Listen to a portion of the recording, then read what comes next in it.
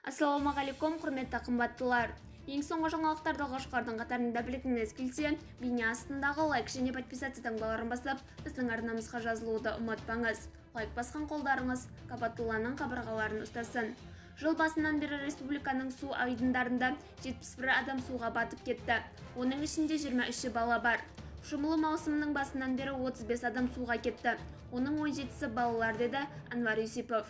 Спикердің сөзінше, Алматы қаласында 44 су айдыны бар. Олардың 12-сі шомылуға қауіпті. Судағы жазатайым оқиғалардың алдын алу мақсатында рейдтік іс-шаралар жүргізілуде. Бүгінгі таңда 100-ден астам рейд жүргізіліп, 1600-ден астам жадынама таратылды. Рейдтерге ескерту машинасы мен ұшатын дрон тартылады.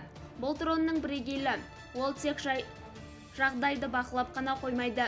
Сонымен қатар тиым салынған жерлерден шомылғысы келетіндерді ескерту үшін дауыс зорайтқышы қолдана алады.